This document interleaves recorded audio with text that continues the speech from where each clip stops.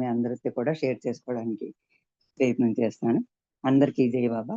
మనందరికీ తెలుసు బాబా యొక్క కరుణ, ఆయన కాఠిన్యం రెండు కూడా మనకు తెలుసు.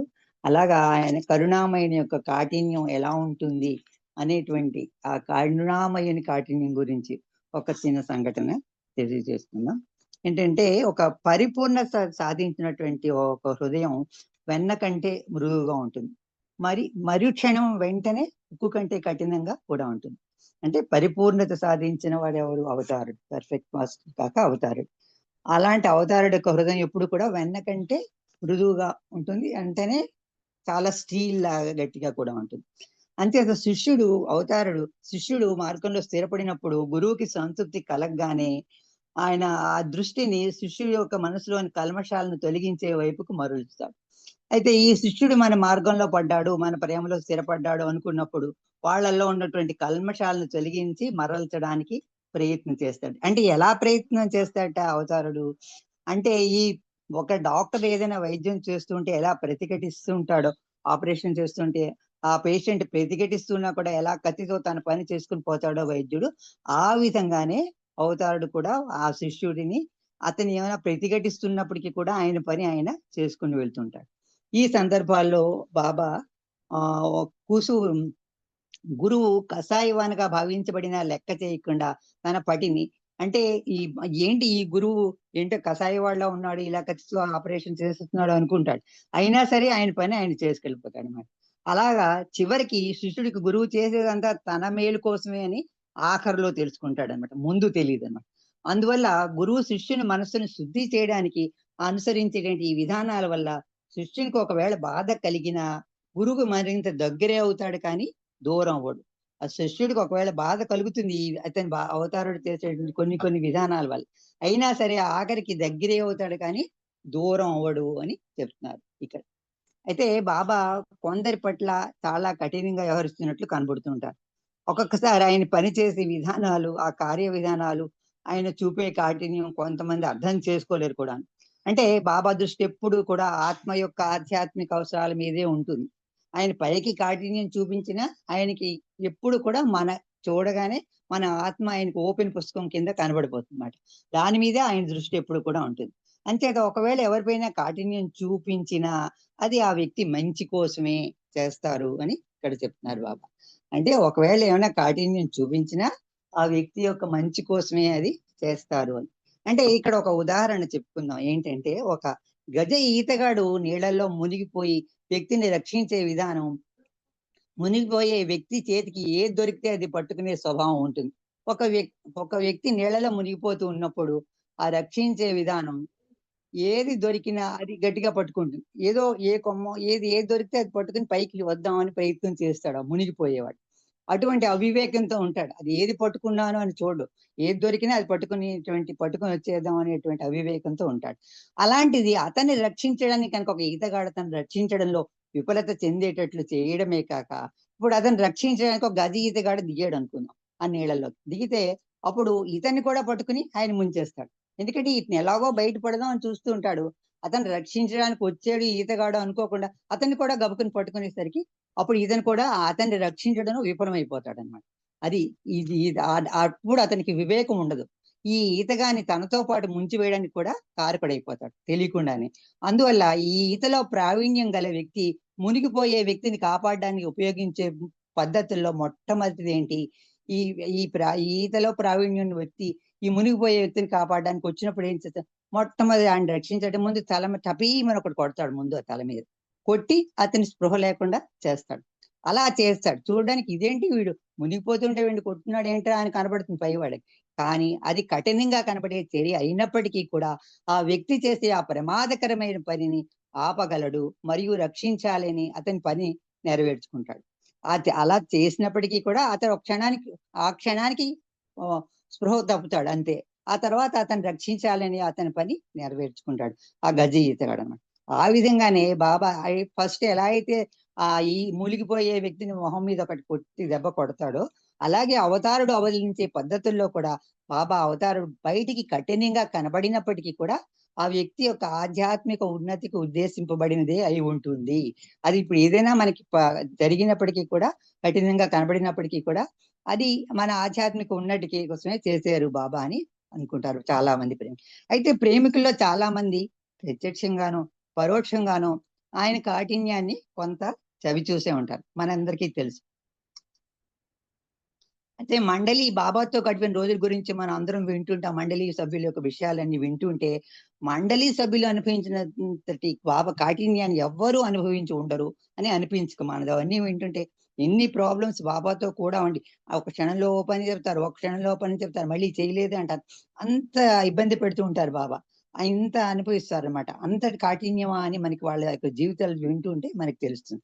బాబాతో గడిపిన జీవితంలో బాబా నిందలు, వేధింపులు మండలందరికీ కూడా సర్వసాధారణం అన్నమాట. అయితే ఇలాగే ఒక ఉదంతం బాబాతో మండలిలో జరిగినటువంటి ఒక ఉదంతం, ఒక ఉదాహరణ మనం చెప్పుకున్నాం. 57 జూలై నెలలో ఇది జరిగినటువంటి సంఘటన 1957 జూలైలో జరిగినటువంటి సంఘటన. అయితే 58లో భారీ స్థాయిలో బాబా 58 సహవాసం ఏర్పాట్ల గురించి మండలితో చర్చిస్తున్నారు. ఆ సహవాసం యొక్క బాధ్యత అంతా ఎక్కువగా పెండుకే అప్పగించారు. ముందుగా ప్లాన్డ్ గానే పెండు చేయాలి 58 సహవాస కార్యక్రమం నిర్వహణ అంతా అని బాబా అప్పగించడం జరిగింది. అయితే కానీ ఇప్పుడు ఈ ఈ పెండు ఈ సహవాస ఏర్పాట్లు చేయగలిగే స్థితిలో లేడు.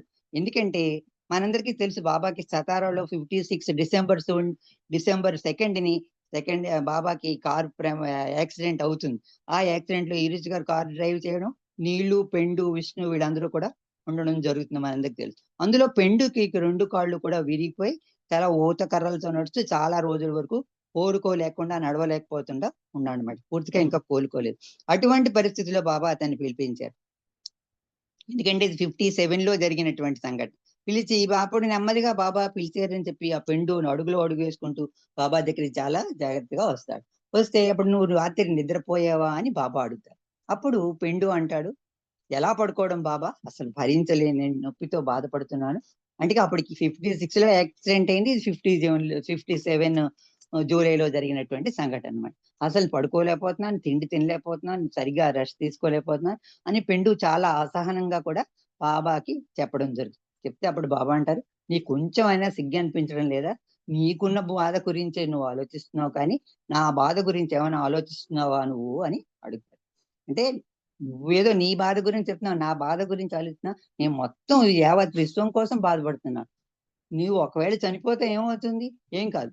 నేనెంత బాధ అనుభవిస్తున్నానో నువ్వు ఊహించలేవు అని అప్పుడు బాబా అంటారు. అని సరే ఇక నుండి నువ్వు ప్రతి విషయం ఏ పని నువ్వు చూసుకోక్కర్లేదు. వెళ్ళిపో. హాయిగా రోజంతా మంచం మీద పడుకో, రెస్ట్ తీసుకో. వెళ్ళు. నీ ముఖం కూడా నాకు చూపించాలని చాలా గట్టిగా, పరుషంగా అన్నారు. అప్పుడు బాబా ఆయన ఏంటి ఈ సహవాస ఏర్పాట్ల గురించి అడిగితే అతని బాధ ఆయన చెప్తే బాబా చాలా గట్టిగా ఇలా మందలించారు. అప్పుడు పెండుకి అసలే అతను నడవలేకపోతున్నాడు. 2 కాళ్ళు కర్రలు పెట్టుకుని నడుస్తున్నాడు. అటువంటి పరిస్థితిలో బాబా ఇలాగా పరుషంగా గట్టిగా మందలించేసరికి చాలా బాధపడిపోతాడు. పెండు ఎంత దాచుకుందామన్నా ఆగకుండా కళ్ళలా నీళ్లు దిగి ఊబికి ఏడుస్తూనే ఉన్నాడు. చాలా ఇంత కఠినంగా చూపిస్తున్నాడు ఏంటి బాబా, వ్యవహరిస్తున్నాడు ఆయన అని అలా వెక్కి వెక్కి ఏడుస్తున్నాడట ఆయన పెండు. అప్పుడు ఆ పరిస్థితి చూసి చుట్టూ ఉన్న వాళ్ళని కూడా కళ్ళు చెమర్చేయడం. అప్పుడు ఇంకా నువ్వు వెళ్ళిపో అన్నారు కదా బాబా, నువ్వు వెళ్ళి నీ ముఖం నాకు చూపించుకో అని చెప్పేసారు కదా. అందుకని అలా ఏడుస్తూనే వెక్కుతూ కూడా ఆ పెండు వెనక్కి తిరిగి వెళ్ళిపోతాడన్నమాట. అప్పుడు బాబా అతను వెళ్ళిపోయిన కొంతసేపటికే ఆ పక్కనే బాబా అతను ఈ పెండు ఇలా వెళ్ళిపోయాడు. వెంటనే బాబా నవ్వుతూ అన్నారట. ఆ పక్కనే ఒక ఓం మిస్త్రి అనేటువంటి బాబాకు సన్నిహిత శిష్యుడు ఓం మిస్త్రి అని ఆయన ఉన్నట్ట. ఆయనతో అన్నారట బాబా. ఏమన్నారు? అనంతమైన కరుణను ప్రసాదించడానికి నేను అనంతమైన క్రూరత్వాన్ని ప్రదర్శించక తప్పదు. అంటే నీ కరుణను ప్రసాదించాలంటే ఇప్పుడు ఈ క్రూరత్వాన్ని ప్రదర్శించాలి. ఈ విషయాన్ని ఎవరు అర్థం చేసుకోరు. మనస్సు ద్వారానే అర్థం చేసుకోబడుతుంది అని బాబా చెప్పారు. మీ హృదయాన్ని నాకు సర్వార్పణ చేయడం ద్వారా మాత్రమే అవగతం అవుతుంది. మామూలుగా మనస్సు ద్వారానే అర్థం చేసుకోవాలి. హృదయాన్ని పూర్తిగా ఖాళీ చేసేసి అంటే నగ్నంగా బాబాకి ఎవరైతే సమర్పణ చేస్తారో అలాంటివే వాళ్ళకే ఇది అర్థం అవుతుంది, అవగతం అవుతుందని బాబా చెప్పారు. అప్పుడు అంటే ఆ పక్కనున్న వ్యక్తితోటి అంటే అతను వెళ్ళిపోయిన వెంటనే నేను ఇలా ప్రవర్తించానంటే అది కరుణను ప్రసాదించడం కోసమే నేను ఈ క్రూరత్వాన్ని ప్రదర్శించాను అని బాబా పెండు గురించి చెప్పడం. అలాగే మరొక సందర్భంలో ఒక చుట్టూ బాబా ప్రేమికులందరినీ ఉద్దేశించి బాబా అన్నారట, నాకంటే అంటే మనకి తెలుసు బాబా కరుణామయుడు, దయార్ద్ర హృదయుడు అని అందరం చెప్పుకుంటూ ఉంటాం. అలా నాకంటే దయార్ద్ర హృదయుడు ఇంకెవడైనా ఉన్నాడా అని బాబా అడిగారు. అప్పుడు నేనెంత కరుణామయిని, నన్ను మించిన వాళ్ళు మీలో ఎవరైనా చూసారా? నేనెంత దయామయిని, నన్ను మించిన వాడిని మీలో ఎవరైనా ఎక్కడైనా చూసారా అని ప్రశ్నించారట ఒకరోజు. అప్పుడు ఎవరు సమాధానం చెప్పలేదు. అందరూ చాలా కాముకలా ఉన్నారు. అటువంటి స్థితిలో ఒక కరాచీ నుంచి వచ్చినటువంటి ప్రేమికుడు అన్నాడు. ఏమని? నీకన్నా దయగలవాడిని నేనొకడిని చూశాను బాబా అన్నాడు. అప్పుడు అక్కడున్న వాళ్ళందరూ కూడా ఆశ్చర్యపోయారు. అలాగా ఎవరా వ్యక్తి అని అడిగారు. అంటే మన బాబా అవతారుడు, కరుణామయుడు, మెహర్ బాబా అని చెప్పుకుంటున్నాం. అలాంటి నీకన్నా కరుణ ఒకడిని చూసాను, ఎవరా వ్యక్తి అని అడుగుతారు. అడిగితే అప్పుడు ఆ వ్యక్తి అంటాడు, మాంసం అమ్ముకోవడానికి జంతువులు చంపే కసాయి వాడు బాబా అంట. మాంసం అమ్మకాడానికి ఈ కసాయి వాడు జంతువుని టక్కుమని ఒక వేడితో చంపేస్తాడు కదా, ఆ కసాయి వాడు నీకంటే దయార్ద్ర హృదయుడు, నీకంటే దయగలవాడు.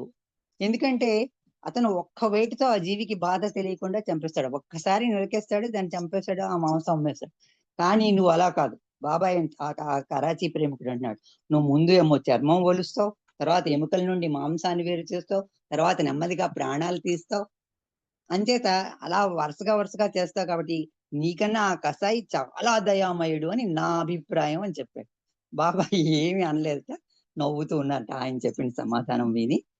అని అంటే అంత కసాయి వాడు అని. అంటే బాబాయ్ పెట్టి కొంతమంది పెట్టి బాధలను ఉద్దేశించి ఆ ప్రేమికుడు, కరాచీ ప్రేమికుడు అలా చెప్పడం జరిగింది. అలాగే ఈ బాబా యొక్క ఈ కాఠిన్యం గురించి ఒక ప్రేమికుడు రాసినటువంటి కవిత, ఆ కవిత యొక్క సారాంశం, ఆ కవిత యొక్క మీనింగ్ సందర్భం ఎలా ఉందంటే, ఒకసారి ఆ దివ్య ప్రీతముడి సాంగత్యంలోకి వచ్చిన క్షణం నుండి ఒక వ్యక్తి ఆ కవిత ఇలా రాసుకున్నాడు. ఒక ప్రేమికుడు అన్నమాట, ఒక గజిల్లో.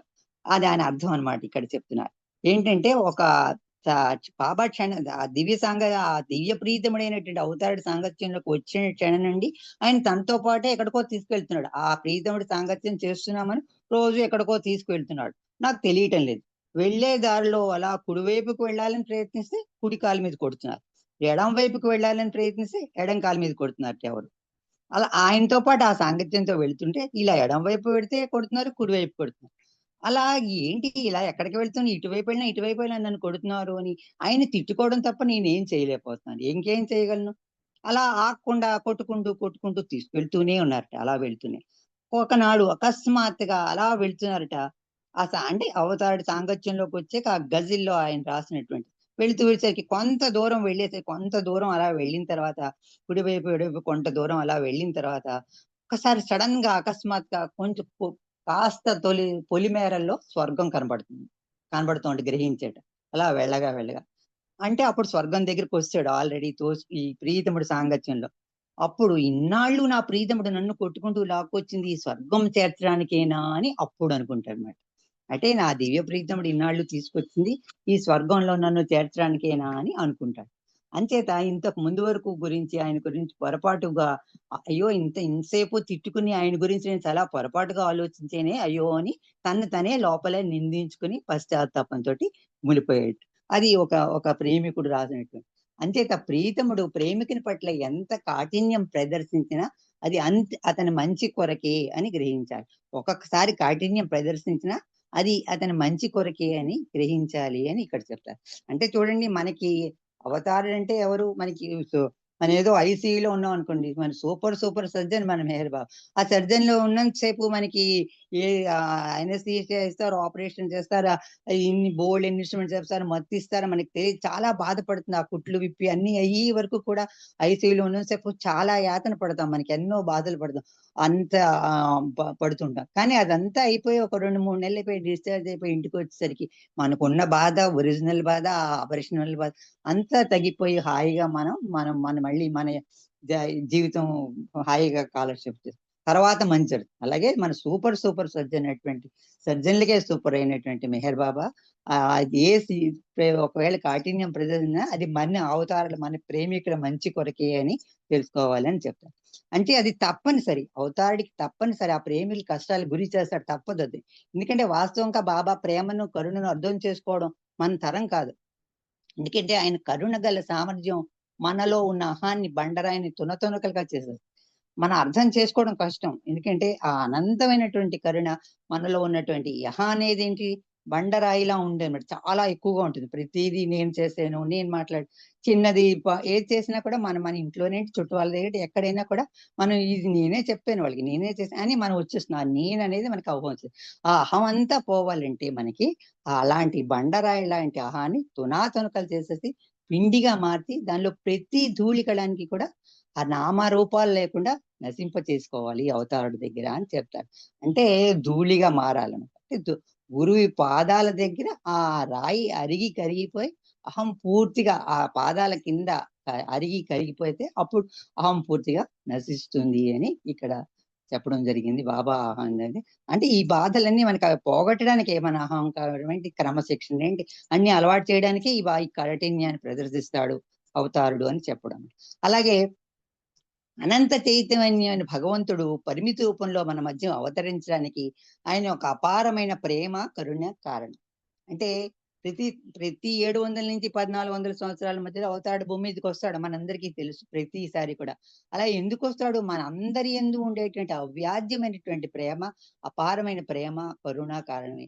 మనందరిని కూడా రక్షించాలి, వీళ్ళందరిని ఆహ్వానించి మంచి వైపు నడిపించాలి అనేటువంటి దానితోటి ప్రతిసారి కూడా ప్రతి యుగంలో భగవంతుడు అవతారుడుగా మానవ రూపంలో అవతరిస్తూ ఉంటాడు మనందరికీ తెలుసు. అయితే అతని కరుణ ఎంత అపారమైందో అని అవతారుడి కరుణ అపారమైంది అని చెప్పుకుంటున్నాం కదా! అది ఎంతటి అపారమైందో ఒక చిన్న స్టోరీ, చిన్న కథ ద్వారా మనకి చెప్పుకుంటే మనకి అవగాహన అవుతుంది. అంటే ఎంతటి అవతారుడు ఆ బాధను అనుభవించి మనకు ఆ కరుణ ఇవ్వడానికి వస్తున్నాడు అనేది మనకి తెలుస్తుంది. ఒకసారి ఆ కథని ఇవాళ మీతో షేర్ చేసుకుంటున్నాను. ఏంటంటే ఒక పెద్ద అడవిలో చాలా జింకలు హాయిగా జీవిస్తూ ఉన్నాయట. చాలా నిర్భయంగా ఎప్పుడు పచ్చిక బయళ్ళు మేస్తూ చాలా సంతోషంగా గాలి నడుతుంది. కానీ ఒకసారి ఒక పెద్ద పులి ఎక్కడి నుండో వచ్చి ఆ అడవిలో ప్రవేశించి రోజుకో జింకని చొప్పున తినేస్తుంది. రోజుకో జింక. బోల్డు జింకలు ఉన్నటువంటి అడవనమాట అది. అయితే అది లేని సమయం చూసి అప్పుడు ఈ జింకలన్నీ అనుకున్నాయి. ఈ పులి వచ్చిన తర్వాత మన అడవికి మన బ్రతుకంతా దినదినగండం దీర్ఘాయుష్మానం అయిపోయింది. దినదినగండం అయిపోయింది. ఎలాగా అని చెప్పి ఇంత భయపడుతూ బ్రతికే బదులు మనం ఇక్కడ ఉండడం ఎందుకు? ఎక్కడికో ఒకడికి దూర ప్రాంతానికి వెళ్ళిపోదాం అని ఈ జింకలన్నీ కూర్చొని మీటింగ్ పెట్టుకొని మాట్లాడుకొని చెప్తాయన్నమాట. అప్పుడైనా హాయిగా ఉండొచ్చు కదా! మనం ఇక్కడే ఉంటే రోజుకో జింక దానికి బలైపోతోంది అని చెప్పి ఈ అడవి నుంచి వెళ్ళిపోవడానికి నిర్ణయించుకుంటారు. నిర్ణయించుకొని వెంటనే వాళ్ళందరూ కూడా ఒక భద్రంగా ఉండేటువంటి ప్రదేశాన్ని వెతుక్కుంటూ చాలా దూరం నడిచి అలా వెళ్తున్నారు. ఇది పులి రాకుండా ఉండేటువంటి దూరంకి వెళ్ళడానికి చాలా దూరం వెళ్ళడానికి వెతుక్కుంటూ వెళ్తుంటాయి. అలా వెళ్తూ ఉన్నప్పుడు దారిలో ఒక పెద్ద కొంత దూరం నడుచుకొని వెళ్ళేసరికి ఒక పెద్ద వాగు వస్తుంది. పెద్ద నీళ్ళతోటి వాగు దాటాల్సొస్తుంది. దాన్ని దాటిన తర్వాత ఒక పెద్ద ద్వీపం ఉంటుంది.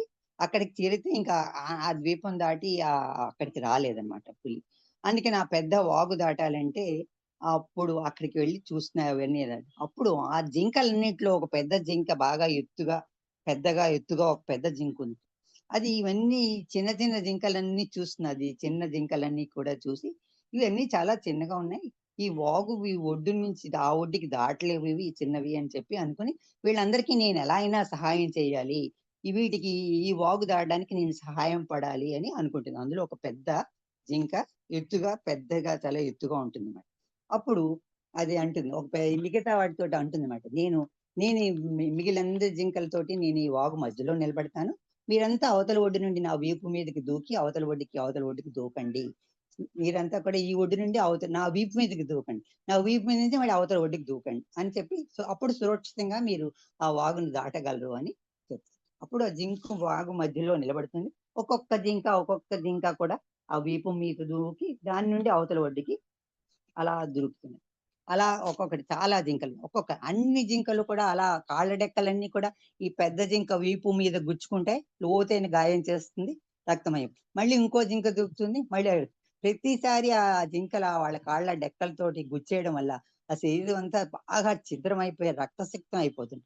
అయినా సరే ఆ పెద్ద జింక అలాగే నిలబడి అన్ని జింకలు కూడా అన్ని చిన్న జింకలు కూడా ఆఖరికి దాటే వరకు అలాగే అంతులేని సహనాన్ని ప్రదర్శించి ఆ వాగుని దాటేస్తుందండి. అంటే చివరి వరకు కూడా ఆ చిట్ట చివరి జింక కూడా వాగు దాటే వరకు కూడా ప్రాణాలను నిలుపుకొని అలా ఉంటుందన్నమాట. ఆఖరి వరకు కూడా. ఆఖరి జింక ఏదైతే దాటుతుందో అది దాటగానే ఆ పెద్ద జింక ప్రాణాలు వదిలేస్తుంది. అంటే ఇంతమందిని దాటించి ఆ పెద్ద జింక తన ప్రాణాలు సైతం కూడా త్యాగం చేసి, బలి చేసి చేసిందనమాట. ఆ పెద్ద జింక అంత సహాయం చేసింది.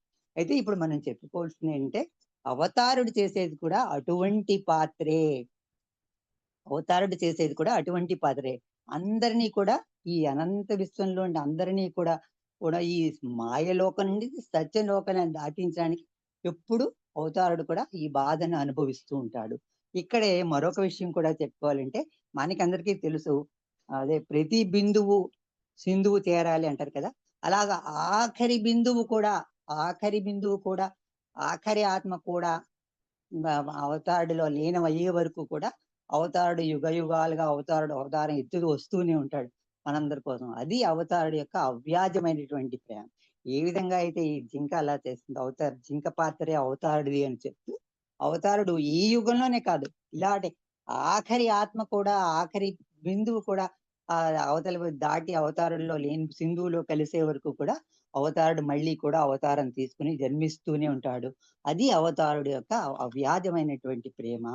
అంచేత ఈ అంటే అది అలాంటి కరుణకారంగా ఈ విశ్వంలో సకల చరాచర జీవరాశులు పోషించబడుతున్నాయి. ఈ కరుణామయుడు ఈ పెద్ద జింకలాగే ఈ మాయలోకం నుండి సత్యలోకానికి మనలందరినీ కూడా దాటించి వారధిగా ఎప్పటికీ నిలిచి ఉంటాడు. అవతారుడు ఎప్పుడు కూడా ఆ మాయలోకం దాటి ఎప్పుడు వారధిగా ఉంటాడు. మనం ఎప్పుడు ప్రేయర్లో చేస్తుంటే always worry, always worry, always ఎప్పటికీ ఉంటాడు. ఇప్పుడు ఉన్నాడు, ఎప్పుడు ఉంటాడు, ఇప్పుడు ఉంటాడు. మూడు మూడు కాలాలు. అందుకని ఆయన తనకు అవసరం లేకపోయినా మానవాళి సంక్షేమం కోసం, అత్యున్నత ప్రయోజనాన్ని చేకూర్చడం కోసం ప్రతి యుగంలోనూ మానవ దేహాన్ని ధరించి భూమి మీదకి వస్తూనే ఉంటాడు. అటువంటి అరుణామయుడు కనుకనే మన బాధల్ని తనపైన వేసుకుని తాను ధారించిన శరీరాన్ని అంతులేని బాధలకి గురి చేసుకుంటాడు. అంటే బాబా బాధలు అనుభవించడం ఏంటంటే, ఇవన్నీ ఏకాంతవాసులు, యాక్సిడెంట్లు ఇవన్నీ కూడా మనందరినీ కూడా ఈ బాధ తగ్గించడం కోసమే ఆయన శరీరం మీదకి ఆ బాధల్ని గురి చేసుకుంటూ ఉంటాడు అని ఇక్కడ చెప్పడం జరిగింది. మరొకటి ఏంటంటే, ఈ బాబా ఎప్పుడు చెప్తారు కదా, క్రీస్తు సిలువ వేసినప్పుడే బాధ అనుభవించాడు, కానీ నేను ప్రతి క్షణం సిలువ వేయబడుతున్నాను అని బాబా చెప్పడం జరిగింది. అంచేత అలాగ అవతారుడి బాధ అలా ఉంటుంది అని. అంచేత ఆ పవిత్రమూర్తి కనబరిచే కాఠిన్యం పైకి బాధ కలిగించవచ్చు, కానీ లేస మాత్రమైనా హాని కలిగించదు. ఈయన బాబాయ్ పైకి కాఠిన్యంగా ఉన్నా అదేమాత్రం హాని మనకి కలిగించదు.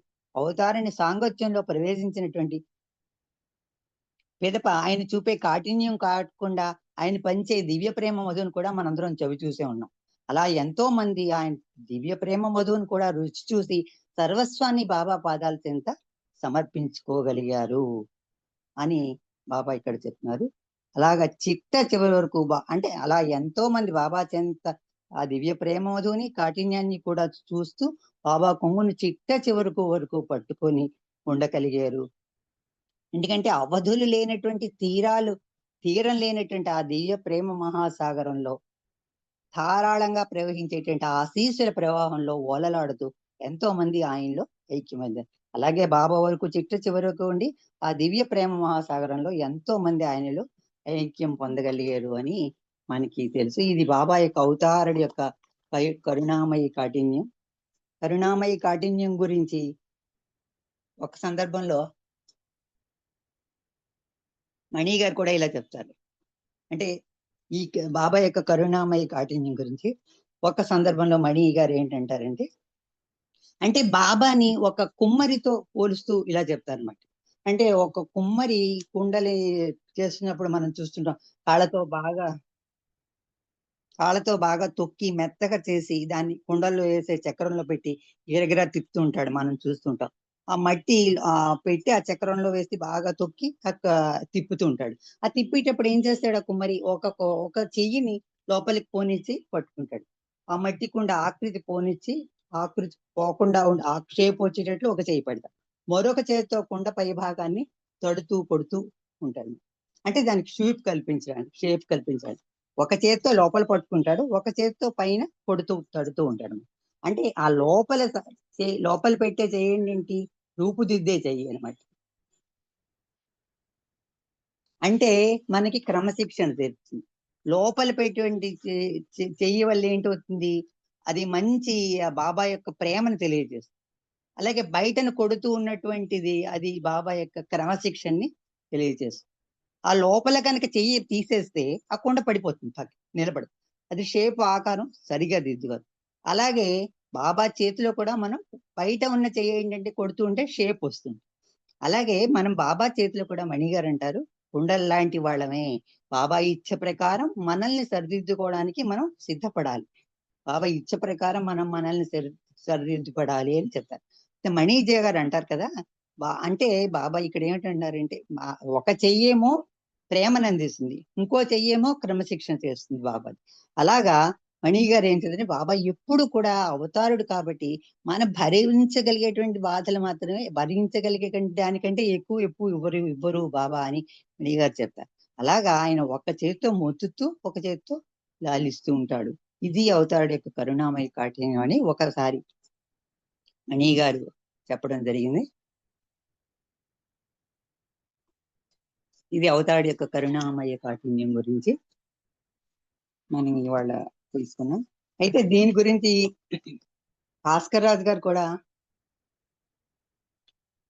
ఒక దాంట్లో మన కరుణామయ కాఠిన్యం గురించి మనందరికీ తెలుసు. బాబా భాస్కర్ రాజు గారు ఒక దాంట్లో రాస్తారు, నీ మెహర్బాణి వలన నిలిచింది జగమని, జలిగుండె కలవాడని చాలా కవితలల్లిరి. నీ మెహర్బాణి వలన నిలిచింది జగమని, జాలిగుండె కలవాడని చాలా కవితలల్లిరి. కవులకేమి తెలుసును నీ కరుణామయ కాఠిన్యం, ఏమయ్యా మెహరు ప్రభు ఏమంటావు, నువ్వు ఏమంటావు. ఒక కంట కారుణ్యం, ఒక కంట కాఠిన్యం, కరుణా కటాక్షముతో కాఠిన్యము నటించి, కరుణా కటాక్షముతో కాఠిన్యము నటించి, హరిసతమును హతమార్చి అమనస్కులు చేసావు, హరిసతమును హతమార్చి అమనస్కులు చేసావు. ఏమయ్యా మెహరు ప్రభు ఏమంటావు, నీవు ఏమంటావు. ఇది నాకు పూర్తిగా పాట రాదు, ఇక్కడ సందర్భాన్ని అనుసరించి ఈ చరణం ఒకటి పాడాను. అంటే ఇది భాస్కరరావు గారు చెప్పింది ఏంటంటే, ఆ కరుణా కటాక్షాలతోటి హరిశతమును అంటే 100 శత్రుత్వాలని ఆయన మనకి తగ్గిస్తాడు. 100 శత్రుత్వాలని ఆయన కనుక మనకి తగ్గించి నాశనం చేస్తే, మనకి ఎప్పుడు అందరూ మంచివాళ్ళే, అంతా మంచి, అందరూ మంచిగా కనబడతారు, అందరూ మంచివాళ్ళే కనబడతారు. ఆ మనస్కులు చేసావు అంటే మనస్సు లేకుండా చేయడం, మనస్సు నాశనం చేస్తే ఇప్పుడు మనస్సు నాశనం అయిపోతుంది. ఎప్పుడైతే మనస్సు నాశనం అయిపోతుందో సంస్కారాలే ఉండవు, మనకి ఆధ్యాత్మిక ఉన్నతి జరిగి మన ఆత్మ యొక్క ఆధ్యాత్మిక ప్రయాణం ఎంతో సులువవుతుంది అని అవతారం మన భాస్కరరావు గారు ఎంతో చక్కగా, ఈ పాట చాలా చక్కగా ఉంటుంది, అందులో ఈ చరణం ఈ కాఠిన్యం వచ్చిందని ఇక్కడ కొంచెం చెప్పడం జరిగింది. అటువంటి కరుణామయ కాఠిన్యం అవతారుడిది అని తెలియజేస్తూ చెప్పడం జరిగింది. అంచేత తారుడు కాఠిన్యం చూపించిన ఆ కరుణామయం యొక్క కాఠిన్యం ఆ ప్రేమికుడి యొక్క ఆధ్యాత్మిక ఉన్నతికి, ఆధ్యాత్మిక పురోగతికి ఉపయోగపడుతుంది అని తెలుసుకోవాలి అని బాబా చెప్పారు. ఇది నేటి సంఘటన. జై బాబా అండి. ఇవాళ నాకు వచ్చిన అవకాశాన్ని వినియోగించుకొని బాబా యొక్క కాఠిన్యం కరుణ్యం రెండు చెప్పడం జరిగింది. తార్ మెహర్ బాబా కీజే. ఏమైనా పొరపాట్లు ఉంటే క్షమించవలసిందిగా కోరుతున్నాను. జై బాబా.